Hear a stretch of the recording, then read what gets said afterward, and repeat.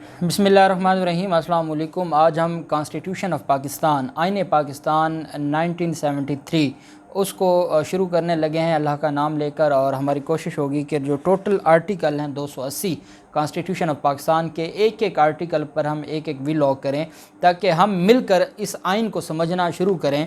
मैं समझता हूँ कि हालिया जो आइनी बहरान पैदा हुआ है और उसमें जो हमारी अदालतों का किरदार था और फिर जो मामलात होते रहे, तो हमारी कौम ने इस बात को और इस बात की अहमियत को समझा है, और हमने इस अहमियत को समझा है कि हमें आइन का पता होना चाहिए, क्योंकि हमने ये देखा है कि हमारे जो अदालतें हैं वो कुछ आर्टिकल्स को, आइन के कुछ आर्टिकल्स को प्रायोरिटी देती हैं और कुछ को बिल्कुल पीछे छोड़ देती हैं, कुछ को अहमियत नहीं देती, और ये एक बड़ी अजीब सी बात है। जैसे हमने देखा कि आर्टिकल 19 और 19A के ऊपर चीफ जस्टिस सत्तर मिनल्ला साहब ने एम्फोसाइज़ किया, लेकिन जहां आर्टिकल आते हैं इंटेग्रिटी के, कि अगर आप किसी की ज़ात, हर शख्स की इंटेग्रिटी उसका फंडामेंटल राइट है कि उसकी ज़ात को कोई कीचड़ ना उछाले, कोई उसके ख़िलाफ़ गलत प्रोपेगेंडा, झूठ ना बोले, फेक न्यूज़ का जो कंसेप्ट था।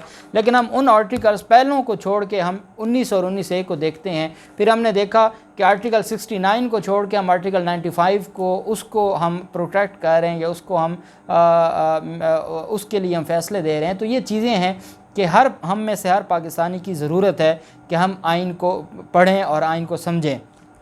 कोई भी आइन पर या आइन के आर्टिकल्स पर किसी को अबूर हासिल नहीं होता, हमने मिलकर एक दूसरे को समझना और समझाना है। मैं बतौर कानून का तालिब इल्म आपके सामने चीज़ें रखूँगा, और आप भी उसकी इंटरप्रिटेशन में, एक्सप्लेनेशन में जो हमारा कमेंट सेक्शन है उसमें आप अपनी राय दे सकते हैं। आज हम सिर्फ जो प्रीएम्बल है आईन पाकिस्तान का 12 अप्रैल 1973, आज हम प्रीएम्बल मैं आपके सामने पढ़ के सुनाऊंगा, और प्रीएम्बल सिर्फ हम पढ़ेंगे, और उसमें आपने पहली चीज़ जो आईन पाकिस्तान के प्रीएम्बल में कहा गया है कि where as sovereignty over the entire universe belongs to almighty Allah alone, कि जो हाकमियत आला है वो अल्लाह की है। हम अक्सर मुख्तलिफ़ किताबों में पढ़ते रहे, और ग्रेजुएशन में भी, इंटर में भी, मैट्रिक में भी, और हाकमियत आला का जब सवाल आता था, मुताले पाकिस्तान में सवाल आता था, तो हम कहते थे हाकमियत आला अल्लाह की है। मुख्तलिफ़ ममालिक में हाकमियत आला पार्लियामेंट है, सदर है, हाकमियत आला का कंसेप्ट जो वहाँ पर है।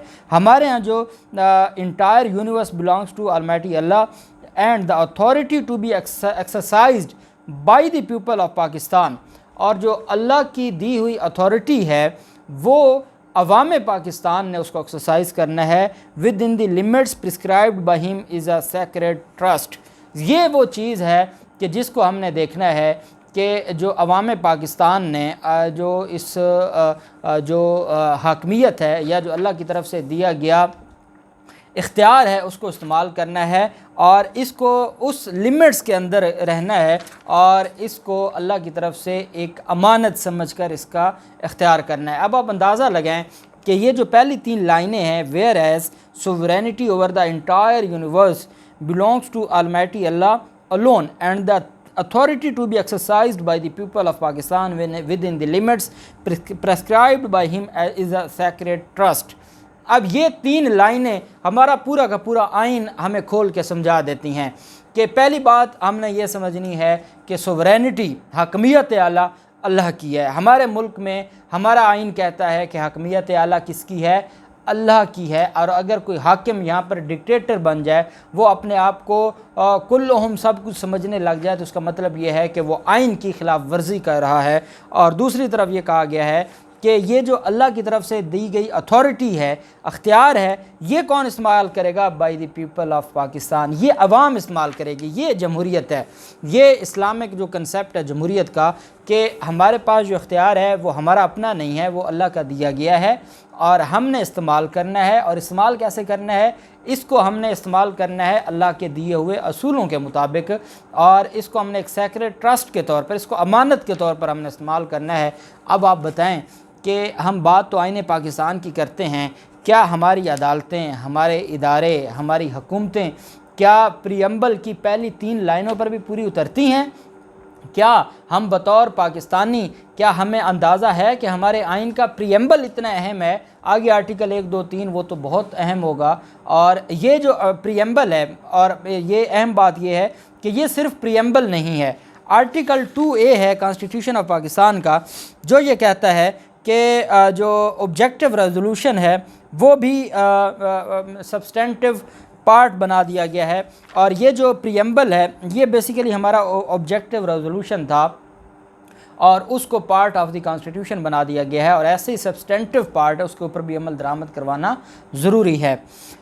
اب یہ بات آپ سمجھ گئے کہ حکمیت اعلیٰ اللہ کی ہے اور اس کو استعمال کرنا ہے عوام نے، اور اس کا جو اختیار ہے وہ بطور امانت ہے۔ آگے اللہ جو پریمبل ہے اس میں کہا گیا ہے کہ and whereas it is the will of the people of Pakistan to establish an order, اور یہ عوام کی رائے کے مطابق ہوگا اس آرڈر کو اسٹیبلش کرنا۔ اب آپ بتائیں کہ جو حالیہ دنوں میں جو کچھ ہوا، کیا یہ عوام کی ول کے مطابق ہوا یا یہ نظریہ ضرورت تھا؟ ہمارا پریمبل کہتا ہے کہ جو کچھ بھی ہوگا وہ عوام کی ول کے مطابق ہوگا، اور آگے کہا گیا کہ wherein the state shall exercise its powers and authority through the chosen representative of the people, اور جو ریاست ہے وہ عوام کے منتخب نمائندوں کے ذریعے اس ریاست کو چلائیں گے اور اپنی اتھارٹی کو استعمال کریں گے۔ اگر ریاست 155 سیٹیں دے کر پاکستان تحریک انصاف کو منتخب کرتی ہے اور 84 سیٹوں والا وزیر اعظم بن جائے تو پھر اس کا مطلب یہ ہے کہ یہ آئین پاکستان کی خلاف ورزی ہے۔ آئین پاکستان کہتا ہے کہ جس کو عوام نے منتخب کر دیا اور میجورٹی دے دی وہی حکومت کر سکتا ہے۔ wherein the principles of democracy, freedom, equality, tolerance and social justice as enunciated by Islam shall be fully observed۔